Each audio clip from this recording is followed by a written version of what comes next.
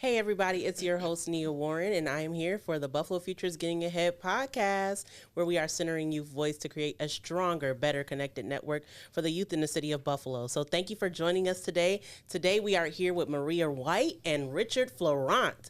You guys, we are in for an awesome episode, and so let's dive right in. Maria, Rich, thank you guys for coming on the show today. Thank you for having us. To have you guys here. We have like 2 stars on the couch, so this is great. We never were able to have a conversation with our funders in season 1, so you guys are the first. So talk about a groundbreaking episode already. If you can, please introduce yourselves again and then just share your titles with us, please. Sure. Nia, thank you so much for having us. I'm thrilled to be here. We're thrilled to be here. I'm Maria Whyte. I'm the Chief Community Impact Officer and Chief of Staff at the Community Foundation for Greater Buffalo. How you doing, Nia? My pleasure to be here. My name is Richard Fleurant. I am a Program Officer at the Community Foundation for Greater Buffalo. Great. Awesome. Again, I'm so grateful to have you guys here. I'm doing great. I hope you guys are doing great. Can you share a little bit about how you got into this work and what your journey has been like up into your current role? Sure. I spent most of my career in government, but I started out in the nonprofit sector, and I was the executive director of a nonprofit organization that was focused on workers' rights initiatives and really doing community organizing to empower workers. And then I spent almost 17 years in local government in a variety of different roles, and now I'm working in philanthropy. So I really feel like I've had a wonderful opportunity to bring my career full circle, to start with the nonprofit sector on the receiving end of both government resources and philanthropic resources, and then to move into government and see how the wheels of government can turn in order to better support our community. And now to be on the philanthropic side has just been extraordinarily rewarding. Great. Rich, how about you? My resume is not as extensive as Maria's, I will say. For me, I'm the oldest of 3 boys, and my father instilled in all 3 of us to give back to our community. So I feel like it started in the home. And so one of my first jobs that I could ever remember was as a camp counselor.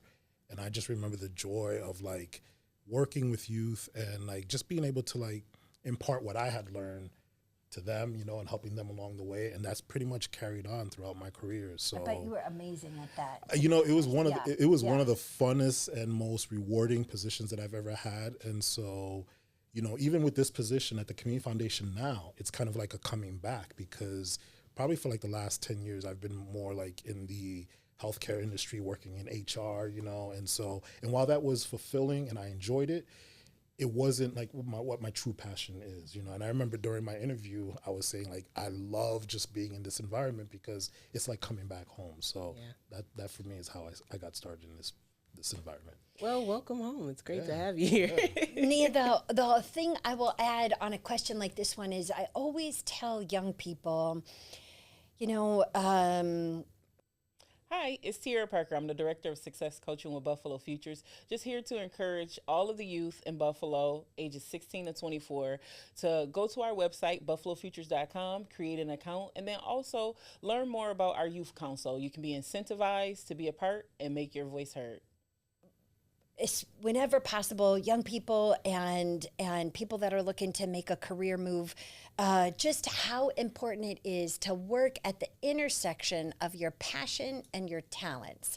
That thing that you just care so much about, and that thing that you are really good at, just really, really good at. And that if you can find the opportunity to work at that intersection, then your community will be a better place because you will have put your talents on the table in service of your community, and you will feel like a fulfilled person working at your passion, at the thing that you're really good at. So it's exciting to hear about us being in roles that are truly at that intersection. And I know that you and the Buffalo Futures team are also working at that intersection and giving everything you've got to give to the community that you serve. And really, it's us that are lucky to be in the presence of our Buffalo Futures staff. That was always the advice that I gave my kids, when they graduated high school. I always told them, I said, find out what it is that you love to do, figure out how to get paid for it, and you'll never work a day in your life. Yes. Oh, yeah. Amen. You have to match your passion with your purpose and make a profit off of it. Yeah. Yes. Yeah.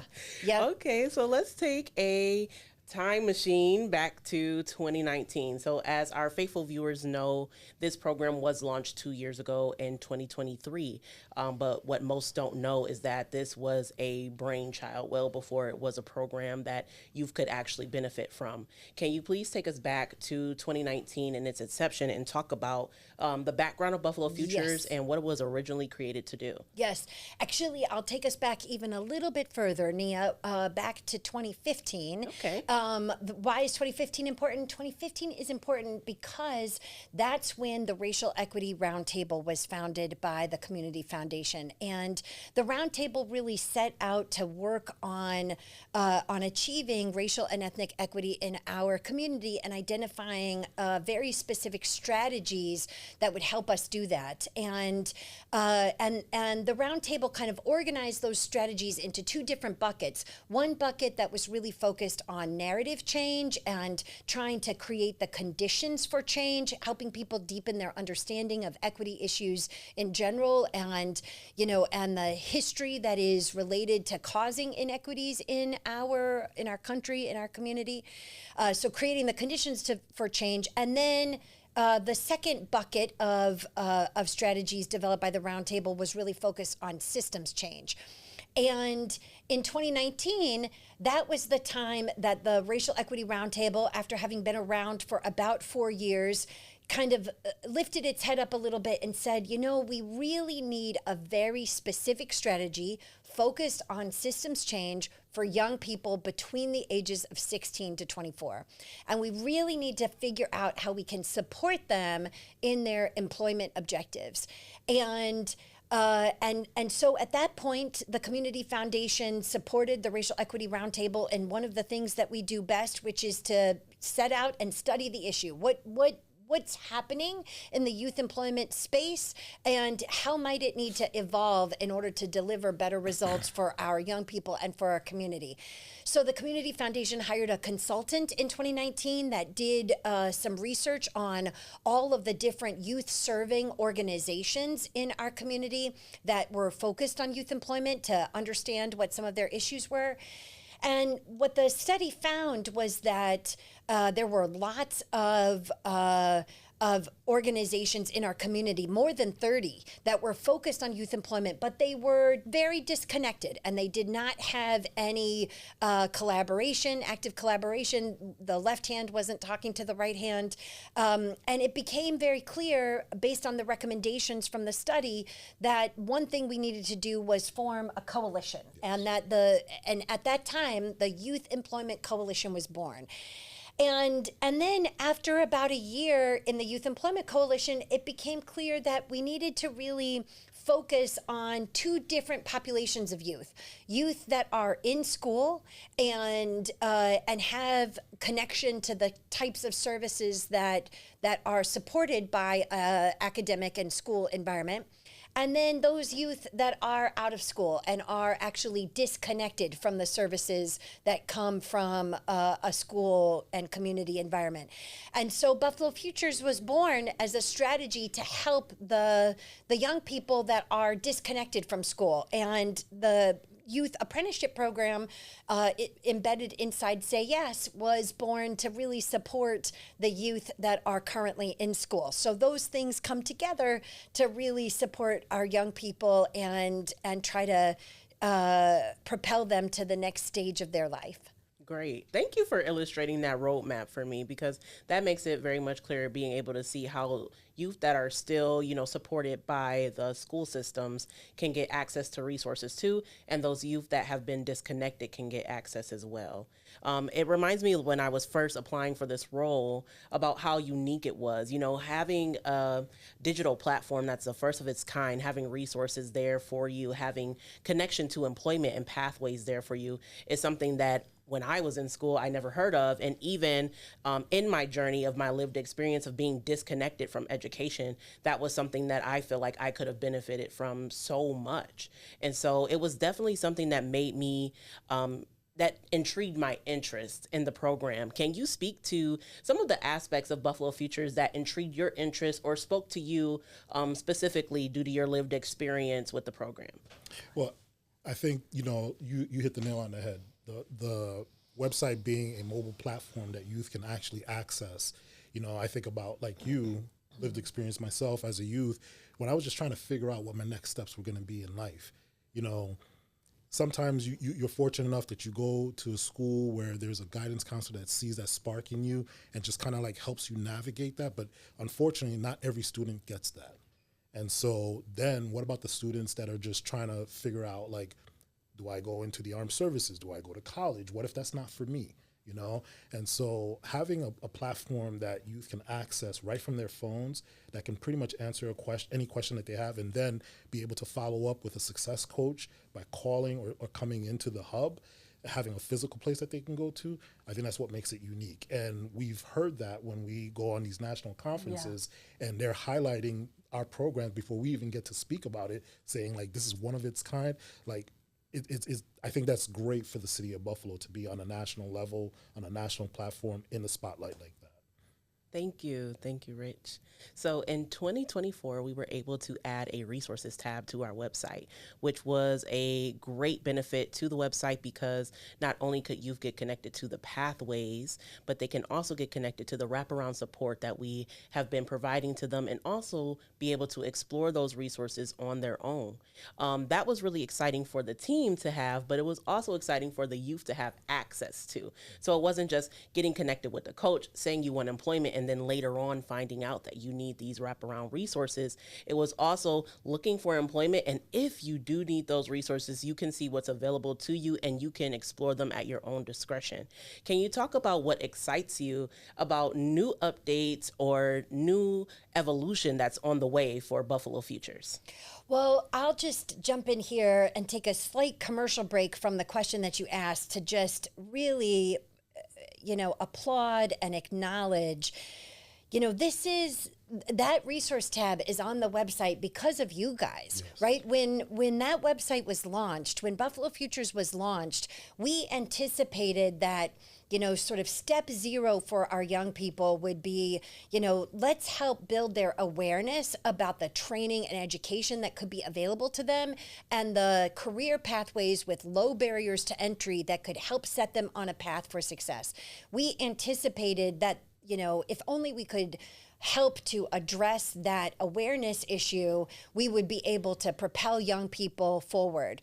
And it's as a consequence of the tremendous work, Nia, that you and Jarrell and Tiara do every single day, working with young people to have caused the hypothesis to evolve that actually it's not only about awareness to training and employment opportunities. It's actually also the need to stabilize really basic human service needs for young people before anybody can be successful. And there's no possibility of dreaming about your future if you do not have a stable place to lay your head at night. Absolutely. Having that kind of stability is fundamental to being able to dream and think in the future about your training and education and your professional development. So that resource tab is exciting, but it's exciting because of you guys. You're the ones that helped evolve that website and make it what it is and make it available to the youth, because that was not originally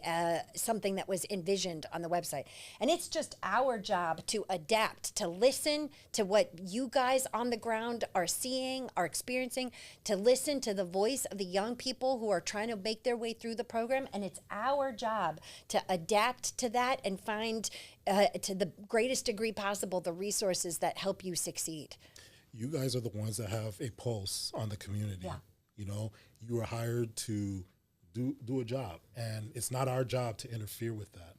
Our job is to support you, hopefully guide, and be there to provide assistance when we can. So the feedback that you give us saying we need to do this, we need to do that, it's important for us to listen to that and be able to support that. So kudos to you. Thank you. Thank you from the Buffalo Futures team. I wish I had them here with me right now, but I know they all are filled with gratitude because we need support like this to keep programs like this alive. And I feel like without being able to get that pulse. If we're not taking the pulse, there's no real prognosis for what the community is. So you guys are able to work together with us to see what we can do to service the people that we see every day, what we can do to help the people who are out there and coming through our doors every day in with a need. And so thank you for that. Thank you. Would you guys be able to share a story from your lived experience from your past that impacts the work you do or has affirmed what you do today? You want to go first, friend? Ooh, that's a tough question. I might have to think on that one for a bit. I'm sorry, Marie, but you might have to go first. You know, very early in my career, I mean, I hadn't even graduated from college yet, Nia. I was a student at Syracuse University. I was studying international relations and anthropology. And I did a semester in Washington, D.C. Syracuse University had a satellite program in Washington. And I worked for the Guatemala Human Rights Commission, and I was an intern there. You know, to participate in the satellite program, we were required to get our own internship. So I got an internship with the Guatemala Human Rights Commission, and that experience absolutely shaped me in the person that I am. It helped me to understand exactly how far commitment to mission and vision will get you, and then fundamentally how you need institutional, philanthropic, government resources to go farther. Like, you can only get, absolutely, you have to have that commitment to mission, vision, purpose, absolutely. But it will not take you all the way. You've got to have resources. You've got to have an infrastructure, an organizational structure, to make a difference. So that helped me kind of understand institutionally and organizationally how to shape change. And then I'll just say that the content of the work that I worked on, at that very early, I was a young woman. I was in my early 20s, and I worked with torture survivors. And the Guatemala Human Rights Commission assembled torture survivors from all around the world to give their testimony in front of Congress. And their testimony was so powerful, Nia, in every single way that these survivors testified there was some connection to the United States. Either the United States had a relationship with their torturer in some way, and it was deeply, deeply distressing. But that moment, being there in the halls of Congress, listening to the people who were affected by policy give their testimony in front of Congress, I mean, that absolutely shaped me, that nothing will ever replace the voice of the affected people, giving and putting forward their testimony, to policymakers. And all my life long since then, I have, really strived to ensure that that voice can be front and center, and that, if possible, I could be somebody on the other side of that voice, deeply listening. Thank you. Rich? One of my earlier roles, I was a director of outreach and engagement for a runaway youth homeless shelter. And I remember part of our role was to get out into the community, do street outreach. And I loved that job because it put me in the community, but it also put me in a position where I got to meet youth right where they were at. And I remember one time we were talking to a group of youth, and about two of them, I think, were didn't have any place to go. So, we were transporting them back to the shelter that we were going to intake them, and they were going to be able to stay. And I just remember thinking okay, we got them off the streets. they'll be at the shelter, you know, and of course there was like temporary stay that they could be there, you know, I think it was like 60 days or something. But I just remember thinking like there was so much more I felt like I wanted to do that I could do, but but within the aspect of the job legally I couldn't, and that was all that I could do. And I remember that being the spark for me to say, you know, like I gotta do something. I gotta get more into doing this job, you know, or more into a position of where I could have influence on helping the program, helping them. And so that's what sparked me to like seek out like getting on boards and, you know, eventually getting into a position like this. So you'll hear me say oftentimes that I think I'm fortunate enough to have a programmatic side, you know, being on the funding aspect. And that's where that's birthed from, is that, you know, I got to be able to see, you know, from a programmatic standpoint of like how I can help kids and how I can help youth, how I can help the community. But now being on this part of the table, I guess, you know, it gives me room to have access to like some of the conversations and decision making that's being, you know, happen for programs like this. And so I'm fortunate enough that, you know, I've had those opportunities that have allowed me to be here. So, yeah. Great. I'm glad that came full circle for both of you. And I'm glad to see and experience the evolution of your professionalism. Thank you guys again for being so vulnerable with us today. I do want to ask you, I know that both of you guys are parents and you guys have children. I want to talk about a little bit about how you experience your children and how that transfers into the workplace and the work that you do. How is that seeing your children experience their lives comparatively to your own experience or how you perceive youth voice? How has your parenting impacted how you address and operate valuing youth voice in the community? Yeah, great question. It definitely shapes you. Yeah, you want to go first, friend? Yeah. So it's always been important to me in the role that I play, you know, professionally, that my kids get to see what I do. You know, and even now, like they may not like feel like they have a calling on their lives to give back to the community, but I think it's ingrained in them because they saw the work that I've done in the community.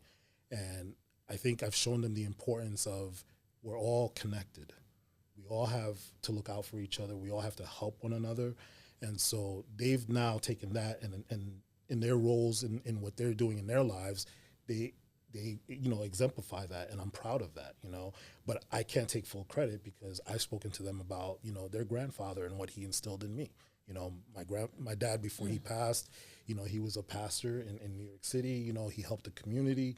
He was always showing us by example, like what we could do, you know, how much more we could do to help the community. And we've taken that on.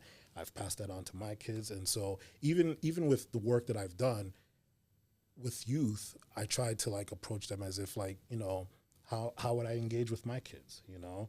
And so part of that is listening, you know, knowing to when to like just not talk, not to always run the mouth, but to always listen to what they have to share, what they have to say. So I think that's helped me in my roles. So Great. Thank you. Maria? So I'll say a couple things about being a mom. So I have a lot of hard jobs. I've had a lot of different jobs, all of which were hard. But there's no job that I've ever had that's harder than being a mommy. Like it is by far the hardest job.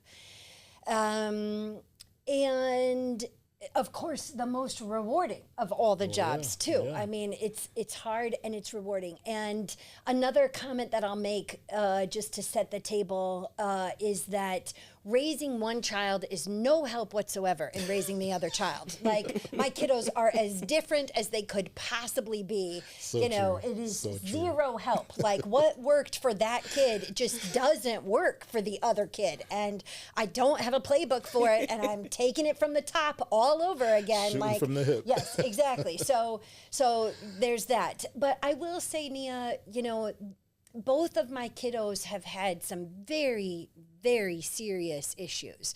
You know, I'll talk a little bit about that. My oldest child is transgender.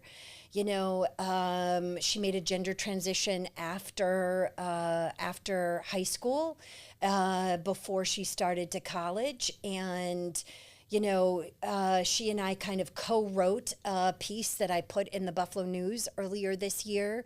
And, you know, she really struggled at a time in her, you know, during high school. She developed an eating disorder. She had so much disdain for her physical form that she developed an eating disorder, which, you know, became very serious and threatened her health and her life. So that was one issue. And my other kiddo, bless her baby heart, just last year was diagnosed with epilepsy. We have come to learn that she was very likely suffering from undiagnosed, undetected seizures for more than 6 years. And you know, and that affected her learning and her development. So it really, you know, having kiddos that had those kind of challenges, you know, just taught me, you know, so much, and it made me just an intense advocate. I mean, you know, in 2024, you know, I don't mind telling you, almost nobody believed me that she had epilepsy. You know, I had witnessed numerous seizures. I kept a log of her health. I took on the medical system, the insurance company, which didn't want to pay for her, you know, and you know, without going into all of the details, you know, it really required just such intense advocacy. And I told Independent Health at one point, you know, I am more or less a professional advocate for a living. And, you know, you guys are taking everything I have, and instead of being there for me when I need it, you have your boot on my neck. My kiddo needs you. Like, come on, God damn it. You know, like, get on the team here. And I appealed to all of their decisions until they covered her care. And we got a diagnosis for my kiddo. And we had to go out of town to get it, actually. We had to go all the way to Rochester to the Golisano Children's Hospital, who they admitted her to the hospital. They found the epilepsy in the first 24 hours. But I share that story only because, you know, when your children, you know, who you would do anything for, anything, when they are struggling and they need you, you know, and I think to myself, what would anybody who had a fraction of the resources that my husband and I have to bring to bear on that situation, you know, how would they even begin to navigate? And it took everything I had to give. I believe it. For both kiddos, you know, so that's intense. Yeah. And it affects you. Yeah. And you it are makes definitely a professional advocate. Thank you for your vulnerability and just sharing your truth, because it sheds a light on not only parents who are watching, who are in that current situation right now, advocating for their children in the medical field or advocating for their children in education in the school systems. You know, I feel like there is a lot of opportunities for parents, family members to be advocates, and there's also a lot of opportunities while being an advocate to just be outright angry. Yes. And so it gives you that moment of sonder to think about what about those youth who do not have family support systems. And so to tie it all back in, I think it was a major decision and why we decided to do the Buffalo Futures Youth Voices documentary, to really address why we had what the state of resources were in the city of Buffalo and what the true youth experience was.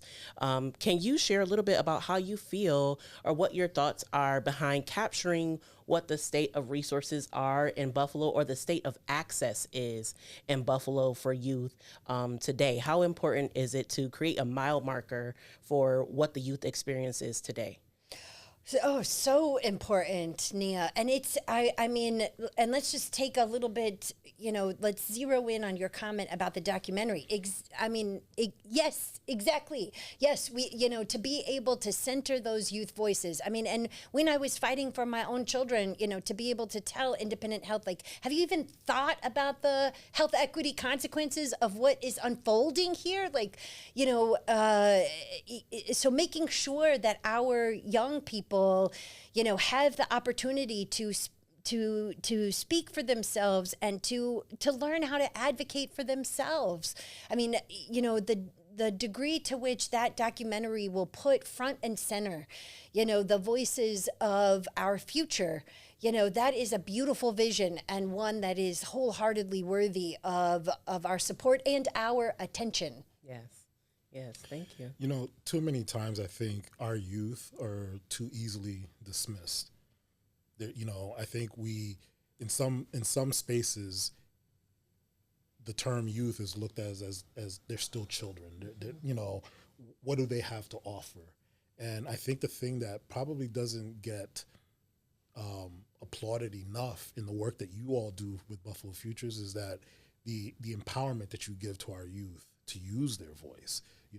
You've heard me say it, and I will continue to say it, and that is that I am oftentimes so impressed when I go to these national conferences and I see the youth that are there, in the rooms with like leaders talking about, policy, governance, and, advocacy. And I'm thinking, like, how old are these youth? Because when I was their age, I wasn't thinking of anything like that. Give me a basketball. That's all I wanted to do. What girl am I going to talk to? What dance am I trying to, learn or go to? Kid stuff, youth stuff, and that's what I assume that most youth think about. But no, there are important issues to them as well, that their voice is important enough, to be heard and that they need to be heard. So I think that, when I look at the Buffalo Futures program and the work that you all are doing, I am impressed that, that you continue to, empower the youth and give them space to use their voices, the Youth Advisory Council and all the work that you guys are doing with them. Kudos to you all. I mean, just doing some amazing work. I mean, we should really lift up that Youth Advisory Council. Yes. And you're right, Rich. I mean, the Youth Advisory Council is among the things that are very unique about the program in Buffalo. It is, so many other cities in the country have a youth engagement center or a youth re-engagement center. But what they don't have is a website like ours that has this comprehensive information on it in a mobile-first platform. And the other thing that they don't have is a really cohesive youth advisory council. And, and that council is a great credit to your leadership, to Jarrell's leadership, Tiara's leadership, and nurturing the professional development, the soft skills, the curriculum that you bring to that, the arts that you bring to that. No social movement ever succeeded without the arts, ever. Yes. So to be able to bring in the poetry slam, the Christmas concert, all of the ways, the documentary, all of the ways that the Youth Advisory Council, has helped to grow is just, it's just remarkable and a tremendous asset, to you guys. And, Nia, you're interviewing us, but the truth is you, Tiara, and Jarrell are the angels here. And we really should be, just turning the camera right around right here and saying, thank you Truly, for the amazing work that you guys do. Everything that Maria just mentioned, all the, the fundraising activities and it's not just, the work at the hub itself, but you're also opening their minds to new career pathways just through all these other events, Yes. The podcast itself, how to, put an event together like the benefit concert or even like the poetry slam. Those are things that I feel our youth are interested in, but oftentimes there aren't spaces where how do I get into that? How do I learn about that? And you're doing it with them and you're putting them in charge. You're encouraging them to call the sponsors, go and get, the funding for this, This is Maria Whyte from the Community Foundation. How do you talk to someone in that kind of a position, I think that's important, and that needs to be highlighted as well. Almost, I would say it's invaluable. Yeah. And I think our Youth Advisory Council would say the same thing. I appreciate you both because this fall or past fall, we were able to go to Aspen together. And so that was great. And anyone who has ever been there, or if you need to know about it, you have all these spaces where there is youth programming, and then you get to share space with funders as well. Can you share what a common misconception about your role is? And what would you say in response to those thoughts? Rich, you're laughing, so I'm going to ask you first. I'm laughing because oftentimes I walk into a space and I think because I'm the new kid on the block as far as the Community Foundation, but I think, oftentimes I walk into a space and I think people think that, here's a guy from the Community Foundation. He can get us the money that we need. And, sometimes it's not even about the financial part. It's just, let's just have a conversation and let's, talk about how we can collaborate. I like to think of myself as like a connector, a convener, Sometimes that's where more of the work is done. It's not about like, can I get you a check or not, A lot of times I'm not even in charge of making that decision. But when the expectation is like, he comes in and he can do that, I'm like, that's a misconception. Like, let's just talk. Let's have a conversation. Maybe I can help you by connecting you with Jarrell or Jamil or Nia or Tierra, And that's where the work actually gets done. So I think a big misconception is because we're from the Community Foundation, automatically there's a check following up with that. And I don't often like that. So I think maybe the question that you're asking also, it's important to kind of reflect on the evolution taking place inside philanthropy right now. I think for a long time, Nia, it was the case that, philanthropy had an idea, and here's what we want to fund. And now we are going to invite grantees who can do this thing that we want to tell us how they're going to do it and how they're going to measure success. And they should compete for the funding. And whoever gets the best proposal in front of us is the one that's going to get funded. That's a very different dynamic than the dynamic that is slowly taking shape in philanthropy now, which is to do a lot more deep listening, to do a lot more trust-based philanthropy and say, okay, if we wanted to, for example, focus on school retention strategies, rather than putting together a program and saying which one of you can execute this program best, we might say, no, we want to invite proposals to tell us ideas to support school retention. You guys are the folks on the ground. You guys are the ones that know how to do this best. You tell us how that should be done and let us adapt to funding you in a way that is likely to get the best outcomes as you see possible. That's a different kind of dynamic, and that is the transition that's unfolding in philanthropy. That's also part of what's important about trust-based philanthropy, really being in relationship, as Rich said, in relationship with grantees, really trying to make sure that we understand that they are the ones on the ground and have great insight into what is needed. That was important. You guys needed us to adapt. You needed us to say, we're really struggling with bandwidth, and we could increase our capacity with an admin, or this website doesn't do anything about resources. Can we develop a resource tab on this website, and can you help us connect all the right resources that go on there? Or we don't have the right hypothesis taking shape in this program that you funded.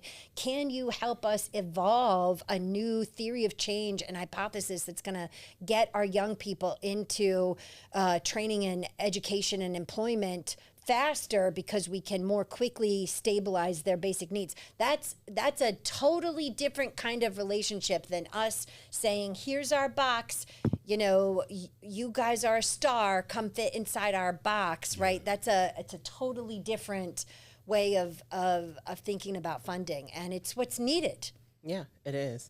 And obviously, you've been able to see the benefits of that strategy. So we have reached the end of our interview. I want to thank you both for joining us on the podcast. This was a wonderful conversation. I want to thank you for your vulnerability. Thank you for your truth and your education that you spread.